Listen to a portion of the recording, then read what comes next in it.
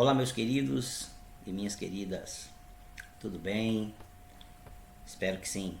Hoje nós chegamos ao Apocalipse no capítulo 12, nossa escatologia bíblica. Hoje a nossa escatologia bíblica são os estudos no Apocalipse e estamos vagarosamente acessando cada capítulo, cada visão de João, da forma como a revelação, porque o Apocalipse é uma revelação de Jesus Cristo, como esta revelação se apresenta no texto bíblico.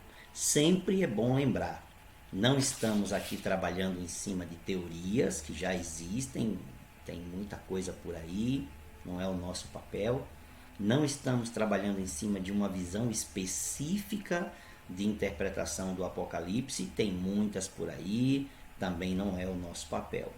Nós nos propomos a trabalhar o texto como a escatologia bíblica aparece na própria Escritura, como os acontecimentos do futuro são descritos na Escritura.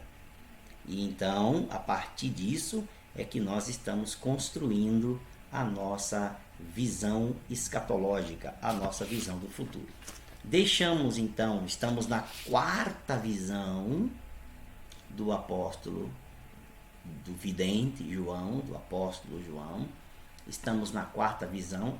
Lembre-se, a quarta visão vai até meados do capítulo 15 e já vimos uma série de coisas. É só você retornar aí aos outros vídeos e você então vai ter uma linha cronológica, não cronológica, mas pelo menos uma linha da forma como os textos aparecem desde o primeiro abordado, que foi o livro de Marcos até o Apocalipse.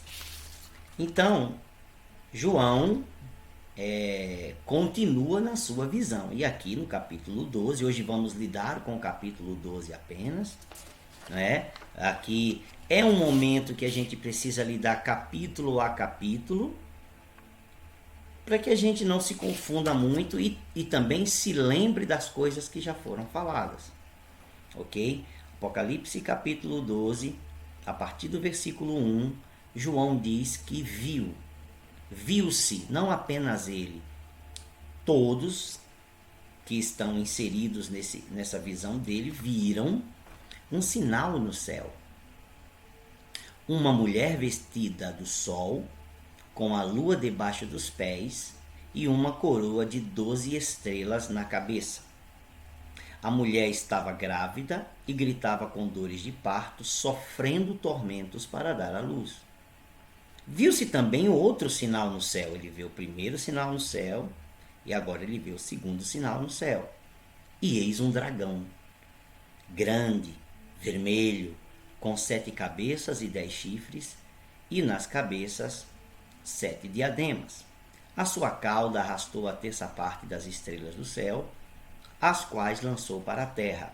E o dragão se deteve diante da mulher que estava para dar à luz, a fim de devorar o filho dela quando nascesse. Ela deu à luz um filho homem, que há de governar todas as nações com cetro de ferro. E o filho da mulher foi arrebatado para junto de Deus e do seu trono. Vamos parar por aqui. Quem é a mulher? Há teorias e mais teorias. Mas pensando no vidente João, no João judeu, no homem que tem em sua mente as histórias hebraicas contadas desde a infância em viva memória diante de si. Quando João vê isso, é muito fácil percebermos que João se lembra do sonho de José.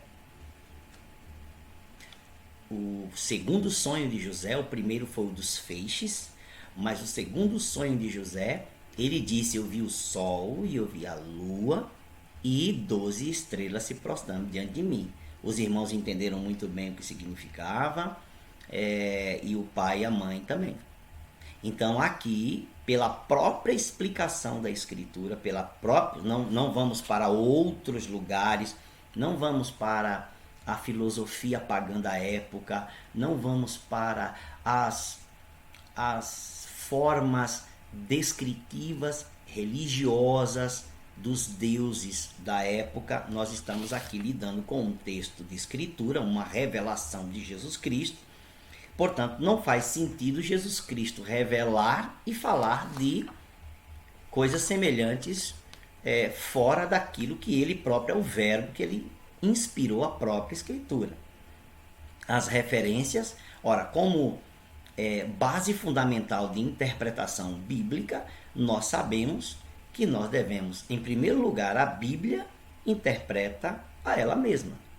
Então é mais fácil encontrar nela os elementos da própria interpretação.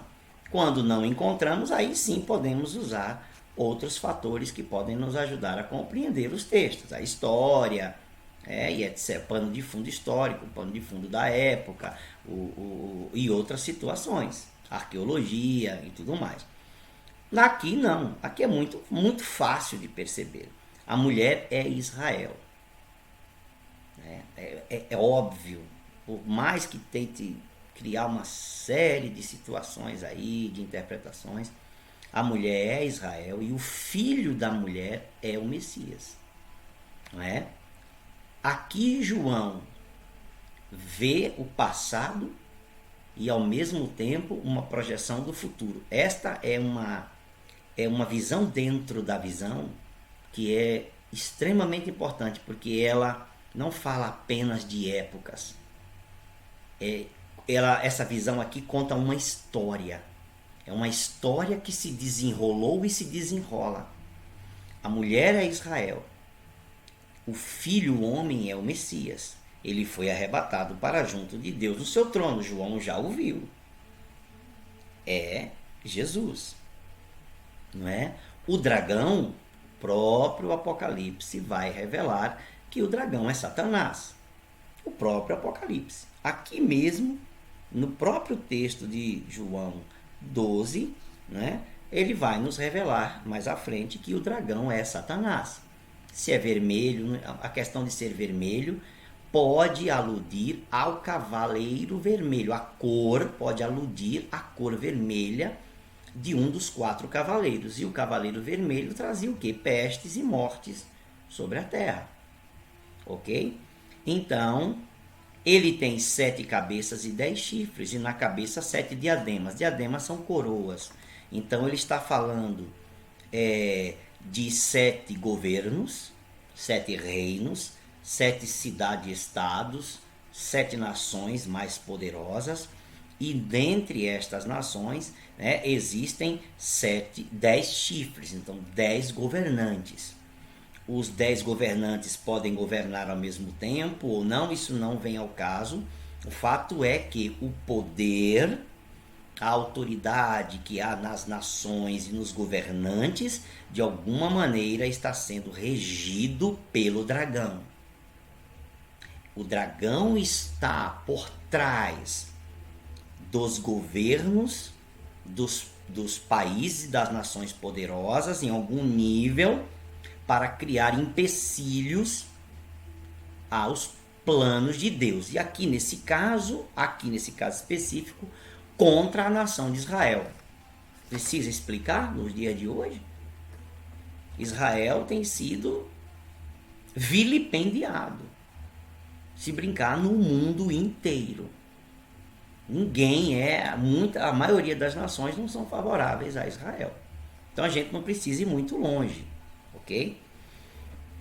Então, a mulher, no versículo 6, porém fugiu para o deserto, onde Deus lhe havia preparado um lugar para que nele a sustentasse durante 1260 dias. Aqui refere-se ao primeiro período, estão lembrados? 1260 dias pode significar aos primeiros 3 anos e meio do clímax da tribulação. A gente já viu que a grande tribulação não precisa ser 7 anos, pode ser muito mais, um período de 40 anos. No entanto, os 7 anos são o período crítico. E aí, esses 7 anos são muito importantes na nossa história da escatologia e no estudo do Apocalipse. Porque 1260 dias, aparentemente, tudo indica que leva a falar dos primeiros períodos, né? E o outro restante período, um tempo, outro tempo e metade de um tempo, fala também de 3 anos e meio, só que o segundo período. Então aqui, de acordo com essa forma que temos caminhado até aqui, faz parecer que neste período dos primeiros 3 anos e meio, Israel será protegido dos ataques contra si, né? Então, versículo 7, estourou a guerra no céu. Essa guerra não é física, esta é uma guerra espiritual. Aqui tanto fala de uma alusão à primeira, quer dizer, mostra que houve uma primeira guerra, como tudo leva a crer que também haverá um segundo embate celestial, uma segunda grande guerra nos céus, para remover definitivamente qualquer vestígio da presença maligna e demoníaca nos ares, nos céus, né? Estourou a guerra no céu, Miguel e seus anjos lutaram contra o dragão, e também o dragão e seus anjos lutaram. Então é uma luta espiritual aqui, a guerra mesmo espiritual. Mas não conseguiram sair vitoriosos, a turma do dragão, né? E não havia mais lugar para ele no céu. Então, ainda que ele tivesse algum tipo de acesso aos lugares celestiais, e estes seres angelicais que não são demônios, mas esses seres angelicais que possuem uma qualidade diferente dos demônios, né, que possuem um corpo espiritual, estes seres angelicais de alto poder, de alta posição, né, de alguma maneira conseguiram ainda manter as suas acessos a regiões celestiais. E aqui indica que essa segunda guerra vai remover esta posição deles. Eles não terão mais sequer acesso a qualquer região celestial. E foi expulso o grande dragão, diz o versículo 9. A antiga serpente volta ao Éden, tá vendo? Que se chama Diabo e Satanás. Então, quando João está vendo, gente, que os anjos estão revelando, que Jesus está revelando, que o Espírito Santo está falando com ele, o texto da Escritura todo está conectado. Por isso a interpretação tem que vir daí. Ele está dizendo, o grande dragão, essa coisa nova que apareceu aqui diante dele, é a antiga serpente. Quem é a antiga serpente? Aquele que estava no Éden. E quem é que estava no Éden? Que se chama o diabo e Satanás. Certo? O sedutor de todo o mundo. O mundo no qual nós vivemos, nós não somos do mundo. Lembra a oração de Jesus em João 17? Não somos do mundo, mas vivemos no mundo. Ele pede para que não saiamos do mundo, que Deus não nos tire do mundo, mas que nos livre do mal, né? Este mundo que o 1 João vai dizer que esse mundo jaz no maligno, que Paulo vai dizer em Coríntios que o Deus desse século cegou o entendimento dos incrédulos, toda a escritura está conectada, né? Este é o sedutor do mundo. Então há um poder espiritual por trás, maligno, por trás das ações no mundo. Isso nós não podemos jamais esquecer. Não podemos lidar apenas com coisas carnais, achando que são apenas coisas humanas, que são apenas filosofias, posicionamentos e comportamentos. Não, isso está sendo influenciado por uma força opositora maligna por trás de tudo isso. Nunca podemos esquecer disso. Isso é fato, né? Ele é sedutor de todo mundo. Ele foi atirado para a terra, então ele perdeu acesso às regiões celestiais, que ele ainda tem nesse momento aqui, né? Ele foi expulso, né? Expulso, foi atirado para a terra e com ele os seus anjos. Aí não são os demônios que já estão operando aqui. Aí vem essa casta de anjos superiores que se rebelaram juntamente com eles. Então ouvi uma voz forte do céu, proclamando: agora veio a salvação, o poder, o reino do nosso Deus e a autoridade do seu Cristo, pois foi expulso o acusador de nós irmãos. Isso não aconteceu ainda. O que significa que este momento desta guerra, quando ocorrer, haverá um anúncio de que tudo aquilo que Cristo fez na cruz, na ressurreição, por fim, efetivamente, que uma coisa é ele ter feito espiritualmente e a outra coisa é ter ocorrido efetivamente o que ele fez. Existem coisas que a igreja está fazendo para efetivar o que ele já fez, o está consumado. E existem coisas que os anjos, num futuro próximo, vão fazer com esta guerra para efetivar o que ele já fez no está consumado. É um processo, não foi tudo, foi consumado, mas agora existe o processo de estabelecer o consumado. Quando alguém ganha umas eleições num país democrático, não é? Ele pode se eleger, ele se elege no ano anterior, mas ele só toma posse efetiva no ano posterior, por exemplo, em janeiro, em fevereiro. Ele se elege em outubro, nesse caso, hoje, nesse nosso ano, vai ser em novembro, e vai tomar posse em janeiro, no caso de um presidente, né? Ou em fevereiro. Então, assim, uma coisa é o que ocorre, né? Deu a sentença, aquilo está consumado, mas a posse efetiva só será dada depois. Ok? Isso são todas essas relações, né? A gente já sabe. É assim que acontece. Cristo consumou a obra, né? Está consumado, mas nem tudo efetivamente aconteceu. Está ocorrendo para que aquele está consumado se cumpra completamente, né? E aí então o texto continua. Então ouvi uma grande voz do céu. Nesse momento que essa guerra ocorre e que a vitória dos anjos estabelece a remoção total dos poderes das trevas em qualquer área do ambiente celestial, aí é que é proclamado que agora veio a salvação. Quer dizer, as coisas estão realmente entrando nos eixos, né? O poder, o reino do nosso Deus e a autoridade do seu Cristo, pois foi expulso o acusador de nossos irmãos, falando dos crentes, né? O mesmo que os acusa de dia e de noite diante do nosso Deus, que ainda é o papel do Satanás ainda hoje, ficar acusando a gente diante de Deus. Isso não foi removido dele ainda. Ele é Satanás, portanto ele é o acusador. Ele é o adversário, ele é o acusador. Ele ainda faz isso agora, mas quando esta possibilidade dele fazer for removida por esta guerra, acabou. Né? E aí então eles o venceram, quem nós os vencemos, né? Por causa do sangue do Cordeiro, tá vendo? Isso aqui fala de cristãos, né? Do sangue do Cordeiro, ou os judeus que se converteram, e cristãos também, né? Os que se converteram, de um modo geral. Eles o venceram por causa do sangue do Cordeiro e por causa da palavra do testemunho que deram.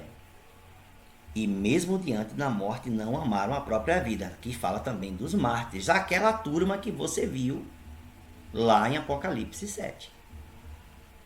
Aqui anuncia, fala de novo deles. Os mártires vieram da grande tribulação. Ali não são os judeus, são todas as pessoas, cristãos inclusive, pessoas que se converteram e que aceitaram a fé, né? Neste período conturbado da tribulação. Não apenas isso, e não amaram a própria vida. Versículo 12. Por isso alegrem-se, ó céus. Os céus ficaram limpos nessa guerra. No fim acabou todo o estorvo que essas trevas faziam por lá. Alegrem-se, ó céus, e vocês que nele habitam. Os anjos agora dizem assim: uau, que alívio. O camarada não bate mais aqui na porta para acusar ninguém. Né? Que alívio, oh, que silêncio maravilhoso, olha que coisa boa que nós estamos vivendo aqui, né? Alegrem-se os céus e vocês que neles habitam, mas ai da terra e do mar, meu Deus, pois o diabo desceu até vocês cheio de fúria, foi vencido numa segunda batalha, tudo indica aqui. Então a ira dele se acendeu demais, né? Fúria, sabendo que pouco tempo lhe resta. Em outras palavras, falta pouco tempo mesmo, né? Quando isso ocorrer aqui, ele sabe que o fim está próximo, né? Quando o dragão viu que tinha sido atirado para a terra, o Satanás, né, perseguiu a mulher, Israel, né, que tinha dado à luz ao filho homem. Olha só.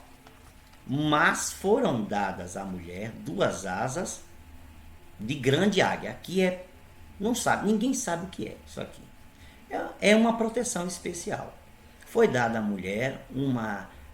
mulher 2 asas de grande águia para que voasse para o deserto, para um lugar de segurança, para o seu lugar, aí onde é sustentada durante. Aqui vem o segundo período da grande tribulação, tá vendo? Em vez de ser 1260 dias, aqui vem um tempo, tempos e metade de um tempo.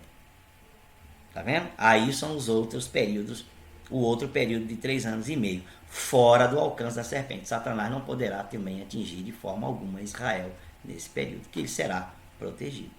Então a serpente lançou da boca água como um rio atrás da mulher, a fim de fazer com que ela fosse arrebatada pelas águas. Então ele lançou um grande ataque, violento contra a nação de Israel, contra os remanescentes de Israel nesse período aqui, né? A terra, porém, socorreu a mulher, abriu a sua boca e engoliu o rio que o dragão tinha lançado de sua boca. A gente não sabe exatamente o que significa. Esse ataque será mitigado, será eliminado de alguma maneira, né?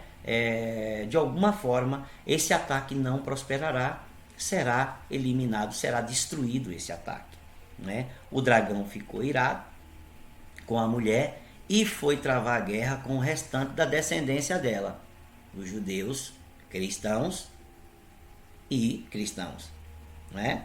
Restante da descendência dela, ou seja, os que guardam os mandamentos de Deus e têm o testemunho de Jesus. Então, se você pensar aqui, não, mas são os judeus que se converteram, mas também tem o testemunho de Jesus. Os mandamentos podem se referir aos judeus cristãos e os que têm o testemunho de Jesus aos cristãos remanescentes também, certo? E o dragão se pôs em pé sobre a areia do mar. Então aqui ele não consegue realizar os seus intentos, então ele se põe em pé sobre a areia do mar. É como quem estivesse solicitando o apoio, convocando um apoio, esperando um auxílio, convocando alguma coisa ele está esperando. Nós vamos ver no capítulo 13, no nosso próximo estudo, na nossa próxima aula. Tudo bem? Apocalipse 12, estamos chegando lá, tá bom? Até a próxima!